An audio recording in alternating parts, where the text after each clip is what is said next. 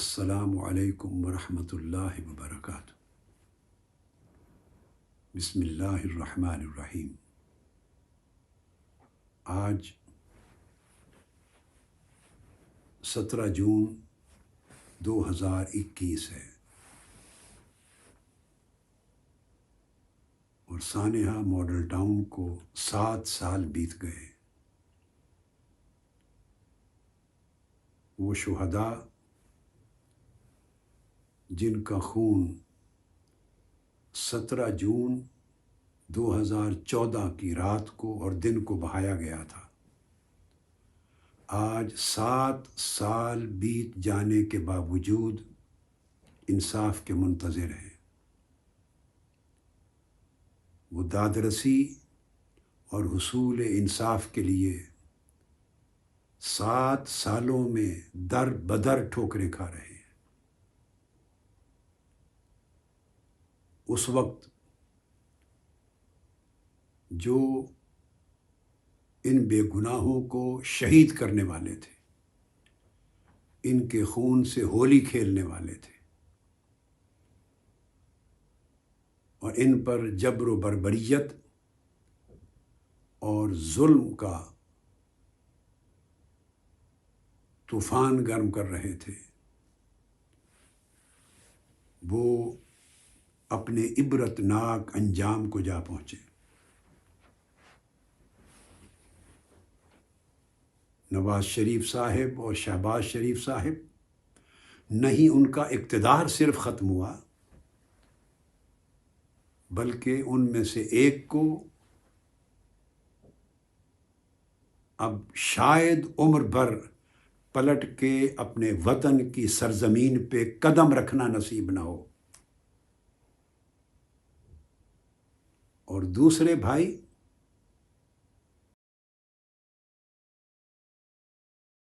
ملزم کے طور پر ضمانت کی رہائی کے ساتھ زندگی بسر کر رہے ہیں۔ اسے کہتے ہیں کہ اللہ کی لاٹھی بے آواز ہوتی ہے، اور اللہ کے فیصلوں میں انسان کی نظر کے مطابق دیر تو ہو سکتی ہے مگر اندھیر نہیں ہوتی۔ وہ اپنے عبرتناک انجام کو پہنچے، مگر سانحہ ماڈل ٹاؤن کے جو شہداء تھے، ان کے وارثان، ان کی بیوگان، ان کی مائیں، ان کے یتیم بچے اور بچیاں آج یہ سوال کرتی ہیں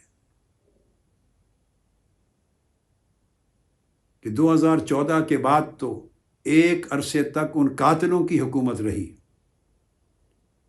اور وہ پوچھتے ہیں کہ ہم پر دروازے عدل اور انصاف کے بند تھے۔ ان 3 سالوں میں 2014 سے لے کے 2018 تک، ان 3-4 سالوں میں انصاف کے دروازوں کا بند ہونا اور انہیں داد رسی کا نہ ملنا اور ان کی آہ و پکار کا کہیں سنائی نہ دینا، یہ بات سمجھ میں آتی ہے کہ قاتل اقتدار پر تھے، مگر یہ بات سمجھ میں نہیں آتی کہ اب 2018 سے لے کر 2021 کی 17 جون تک، کم و بیش 3 سالوں سے اب جو لوگ اقتدار میں ہیں، عمران خان صاحب اور ان کی جماعت، یہ تو قاتل نہیں ہیں۔ انہوں نے تو میرے ساتھ اور ہمارے کارکنوں کے ساتھ مل کر ماڈل ٹاؤن کے سانحہ پر صدائے احتجاج بلند کی تھی، یہ تو ہمارے ساتھ مل کے پریس کانفرنسز کرتے تھے، یہ ملزموں کو سزا دلوانے کے مطالبے کرتے تھے،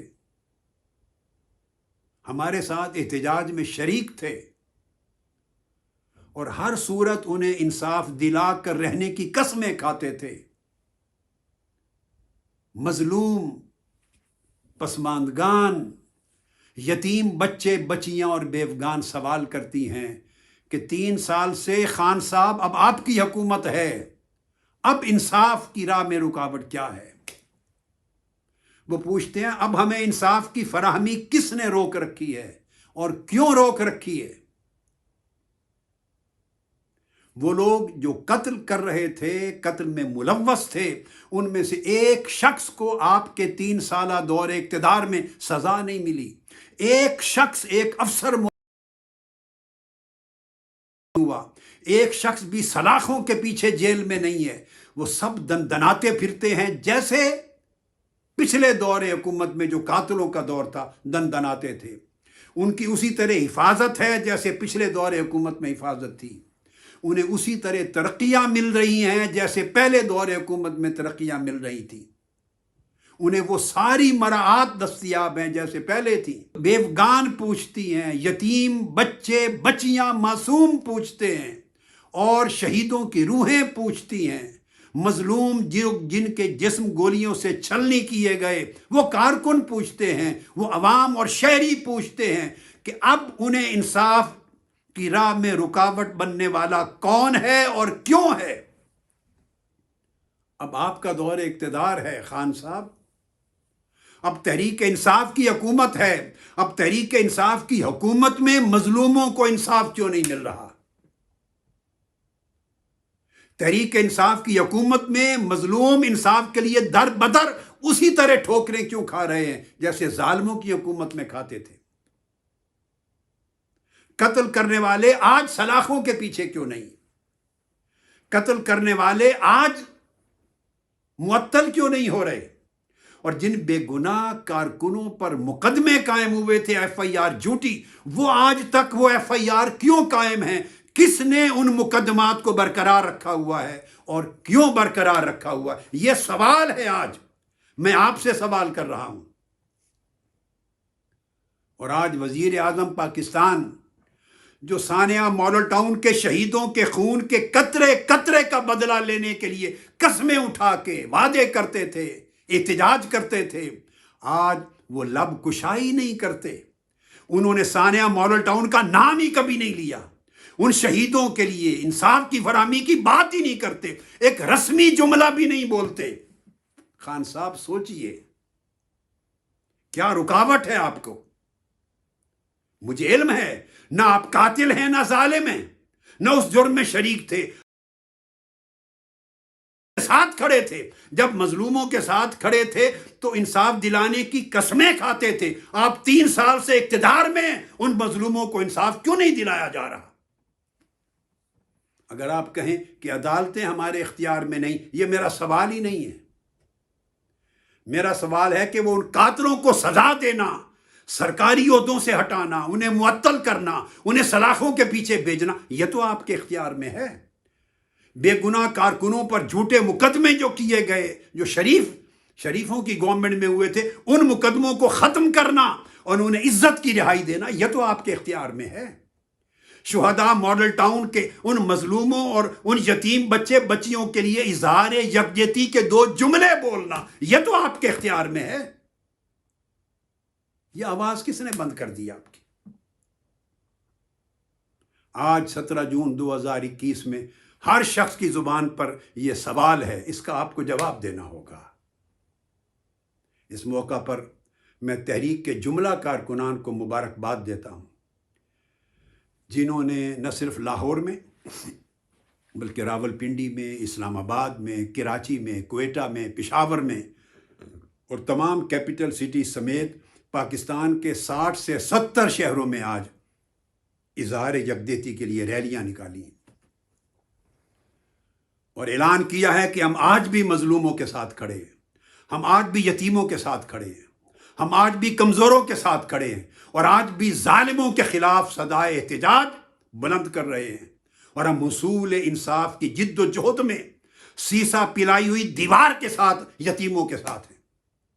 اور انشاءاللہ تعالی ہمارے کارکن مرتے دم تک حصول انصاف کی جد و جہد سے تائب نہیں ہوں گے. دنیا کی کوئی طاقت ہمارے کارکنوں کو حصول انصاف کی اس جد و جہد سے روک نہیں سکتا. اس دنیا کی عدالت سے، اس دنیا کے نظام کے تحت انصاف ملے یا نہ ملے، ہم نہ رکیں گے نہ مایوس ہوں گے. بالآخر آخرت میں اللہ کی عدالت سے انصاف ملے گا، اور ہر اس مجرم کے خلاف انصاف ملے گا جس نے قتل کیا، اور اس مجرم کے خلاف بھی انصاف ملے گا جس نے قاتلوں کو تحفظ دیا، اور جس نے انصاف کی فراہمی کی راہ میں جو رکاوٹ بنا، ہر شخص کو جواب دینا ہوگا۔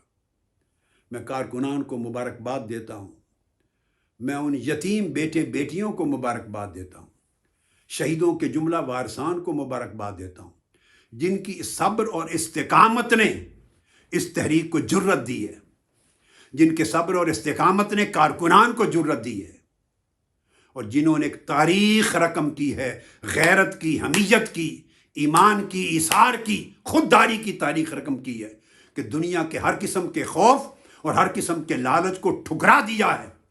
غریب ہیں مگر بے ضمیر نہیں ہوئے، اور جرت کے ساتھ ایک ایمان کا اور بے خوفی کا اور غیرت کا اور استقامت کا پہاڑ بن کے کھڑے رہے۔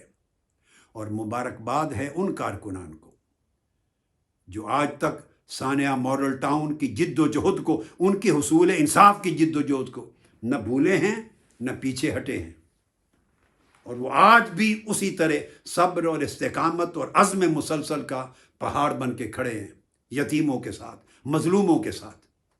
تحریک کا ہر کارکن مبارکباد کا مستحق ہے۔ میں کہتا ہوں کہ صبر اصل قوت ہے، استقامت اصل صبر ہے۔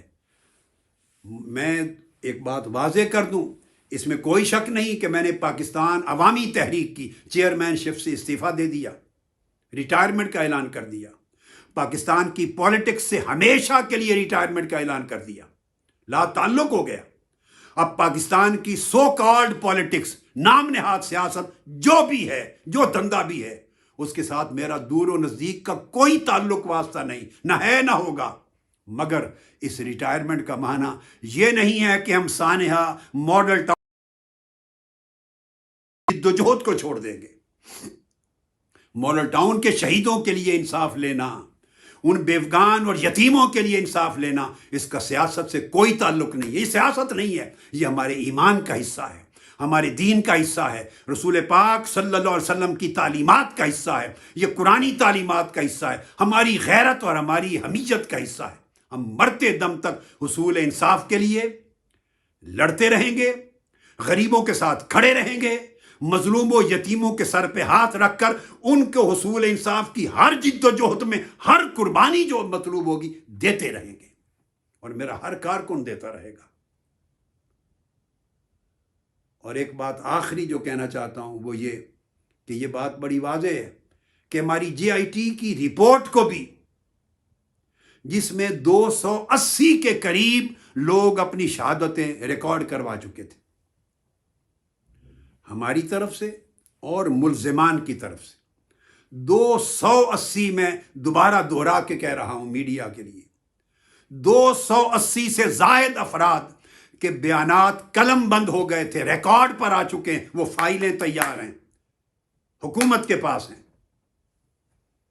280 سے زائد بیانات ریکمنڈ ہو گئے، اور جو دستاویزات ہمارے پاس تھی ہم نے دے دیں، جو شواہد ہمارے پاس تھے جو ہم نے کبھی کسی کو نہیں دیے تھے، سارا کچھ سپرد کر دیا جی آئی ٹی کو۔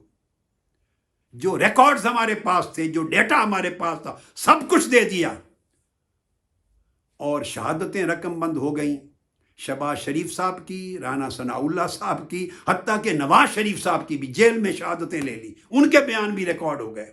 اب جے آئی ٹی فقط اپنا چالان اور یہ ساری رپورٹ عدالت میں جمع کروانے والی تھی، سبمٹ کروانے والی تھی، جبکہ صرف ایک پولیس کانسٹیبل جو خود ملزم تھا، گولی چلانے والا شخص، اس کی درخواست پر جے آئی ٹی کی رپورٹ کے خلاف سٹے آرڈر ہو گیا، اور اس کو سبمٹ کرنے سے روک دیا گیا، اور آج تک رکی ہوئی ہے۔